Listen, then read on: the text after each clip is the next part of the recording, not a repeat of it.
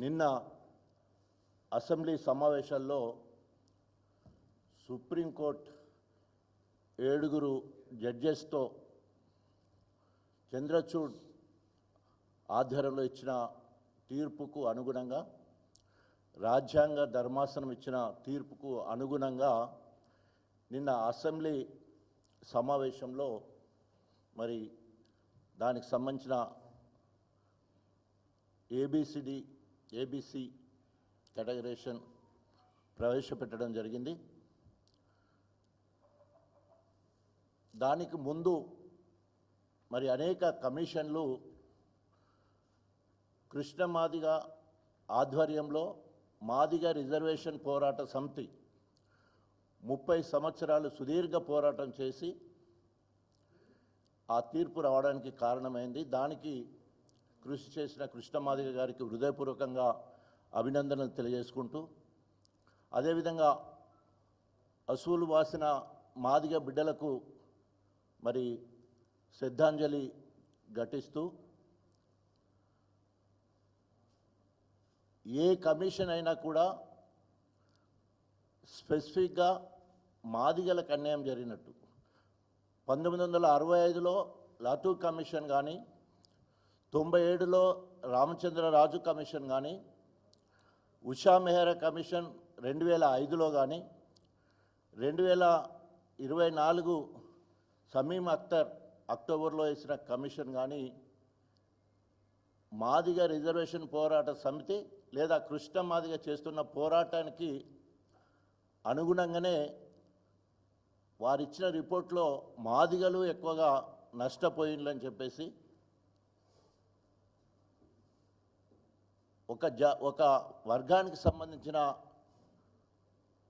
SC వాళ్ళు అధిక లాభాలను పొందుతున్నారని, లబ్ధి పొందుతున్నారని చెప్పి ఎస్సీలను 3 కేటగిరీలుగా చేస్తూ నిన్న రేవంత్ రెడ్డి గారు మరి అసెంబ్లీలో దానికి సంబంధించిన వివరాలు ప్రకటించడం జరిగింది. అది మేము ప్రవేశపెట్టినందుకు ఈ ప్రభుత్వాన్ని అభినందిస్తూనే దానిలో ఉన్న అవకతవకలు సరిదిద్దాలని డిమాండ్ చేస్తూ ఉన్నాం. దానికి ఇంకా చట్టబద్ధత రాలేదు. త్వరలో చట్టబద్ధత అన్నారు. ఆ చట్టబద్ధత వచ్చే లోపు సామాజిక న్యాయం జరగవలసిన అవసరం ఉన్నది. ఏ ప్రాతిపాదికన ఇది చేశారు? జనాభా ప్రాతిపాదికన అంటే అట్లా లేదు, సామాజిక ప్రాతిపాదన అంటే అట్లా లేదు, వెనుకబాటు తరంగా చూస్తామంటే అట్లా కూడా లేదు. ఉదాహరణకి జనాభా ప్రాతిపదికన చూస్తే ఒక్క మాదిగ సింగిల్ క్యాస్టు 32,33,642 మంది ఉన్నట్టు ప్రకటించడం జరిగింది.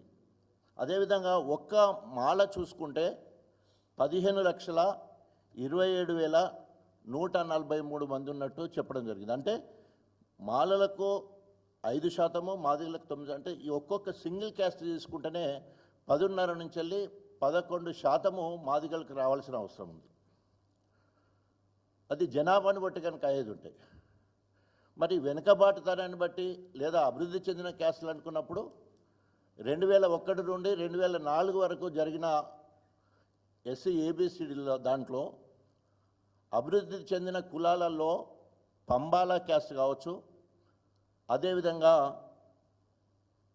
మన్నె క్యాస్ట్ కావచ్చు, మన్నెపొల్లు, ఈ 2 కూడా మరి ఎక్కువగా అభివృద్ధి చెందిన దాంట్లో ఉన్నారు. కానీ ఈరోజు మరి స్పెషల్లీ ఈ పంబాల జస్ట్ 931 మంది మాత్రమే ఉంటారు. పంబాల కమ్యూనిటీకి సంబంధించిన దాదాపు 10ల సంఖ్యలో ఉద్యోగాలు చేస్తూ అభివృద్ధి చెందిన దాంట్లో గతంలో ఉండే ఇది అత్యధికంగా వెనుకబడ్డ దాంట్లోకి తీసుకుపోయారు. దాన్ని అత్యధికంగా వెనుకబడ్డ దాంట్లోకి తీసుకుపోయే పరిస్థితి అయింది. అదేవిధంగా మన్నెపల్లు దాదాపు 29,656 మంది ఉంటే వారిని కూడా అత్యధికంగా వెనుకబడ్డ దాంట్లోకి తీసుకెళ్ళిపోవడం జరిగింది, అభివృద్ధి చెందినప్పటికీ కూడా. అదేవిధంగా మధ్యతరగతిగా ఉన్న మాదిగ ఉపకులాలలో చాలా రోజుల నుంచి వెళ్ళి బుడగ జంగాలు 1,11,710 మంది బుడగ జంగాలు ఉంటారు. బుడగ జంగాలు వాళ్ళు అటుపోవాలి ఇటుపోవాలి ఏం కోరుకోలేదు, కానీ వారిని ఎక్కడ ఎస్సీ మాదిగ దాంట్లో బి గ్రూప్లో ఉంటే వీళ్ళకు రిజర్వేషన్ ఇంకొక పర్సెంటేజ్ వచ్చి 12% అవుతుందనే ఒక కుట్రతోటి వారిని తీసి మళ్ళీ వెనుకబాటు దాంట్లోకి అంటే ఏ గ్రూప్లోకి తీసుకుపోవడం జరిగింది. ఇవన్నీ కూడా అంటే ఎట్లా మ్యానిపులేషన్ జరిగినట్టు కొట్టొచ్చినట్టు కనబడుతూ ఉన్నది. అన్నిటికంటే ముఖ్యము మూడో పెద్ద కమ్యూనిటీ ఎస్సీలలో మొదటిది మాదిగ, 2 మాల, మూడవది నేతకాని. నేతకాని 1,33,072 మంది ఉంటే వారిని మామూలుగా వారికి ఇంకా చిన్న కులాలను కలిపితే వాళ్ళకు 1% వేరే పెట్టవచ్చు, కానీ మాలల ప్రాబల్యం ఎక్కువ ఉందని చెప్పడానికి వారిని మాలల దాంట్లోనే ఉంచుకోవడం జరిగింది, అంటే సి గ్రూప్లోనే ఉంచుకోవడం జరిగింది. ఈ రకంగా రకరకాలుగా దీని వెనుక మరి వివేక్ వెంకటస్వామి హస్తం ఉన్నట్టు కొట్టొచ్చినట్టు కనబడుతుంది.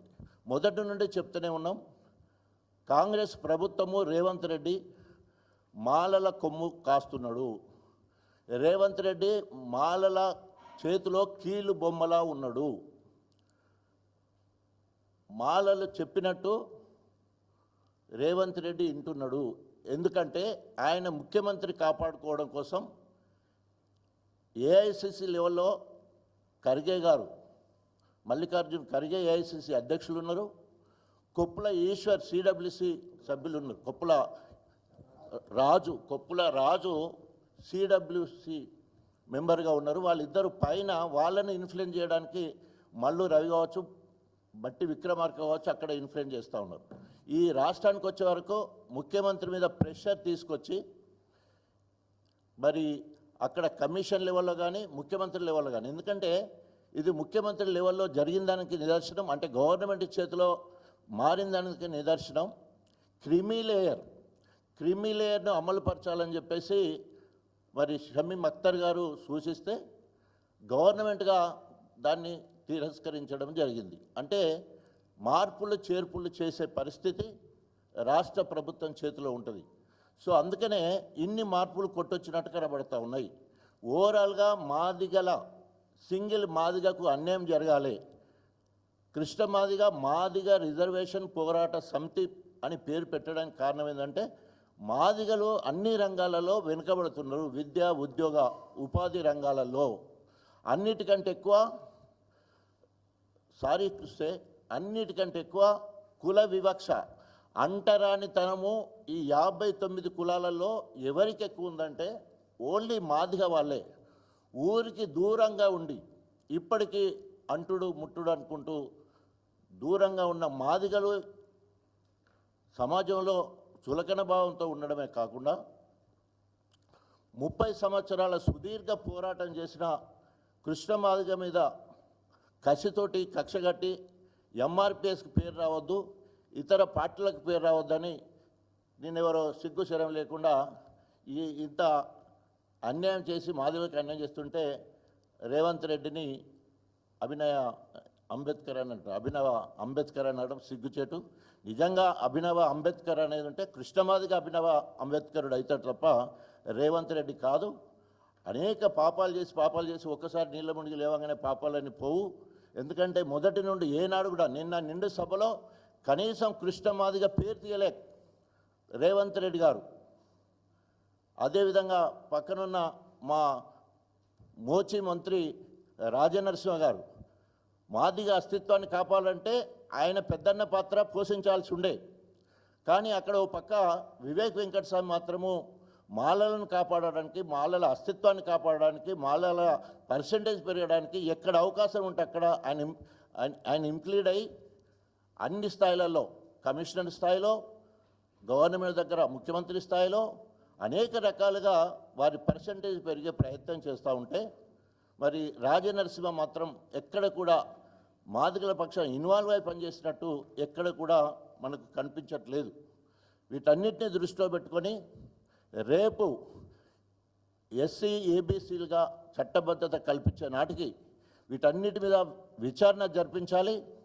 ఎస్పెషల్లీ పంబాల క్యాస్టు ఈరోజు ఎదిగిన కులం, మన్నెపొళ్ళు ఎదిగిన వాళ్ళు, అంతకుముందు ఎదిగిన దాంట్లో ఉండే సి గ్రూప్లో ఉన్న వాళ్ళని తీసుకుపోయి ఏ గ్రూప్లో వేశారు. బి గ్రూప్లో ఉన్న మా బుడగ జంగాలను తీసుకుపోయి కూడా ఏ గ్రూప్లో వేశారు. సో ఈ రకంగా వాళ్ళ కమ్యూనిటీ మాల సి పెరగడం కోసము నేతకాని వాళ్ళను దాదాపు 1,33,000 మందిని వాళ్ళ దాంట్లో ఉంచుకొని వాళ్ళ పర్సంటేజ్ పెరిగే ప్రయత్నం చేశారు. ఇది మరి తప్పుల తడకలాగుంది. దీని మీద ఆలోచించి పరిశీలించి కమిషనర్ గారు, అదే ఏకసభ్య కమిషన్ వేసిన అఖ్తర్ గారు, అదేవిధంగా ప్రభుత్వం మీద దీని మీద పునరాలోచించి నిర్ణయం తీసుకోవాలి. లేకపోతే పార్టీ పరంగా మా కేసీఆర్ గారి నాయకత్వంలో దీని మీద సమాలోచన చేసి తప్పకుండా రాబోయే రోజుల్లో అందరికీ మేలు జరిగే విధంగా మరో పోరాటానికి సిద్ధమవుతామని తెలియజేసుకుంటూ సెలవు తీసుకుంటా ఉన్నాను.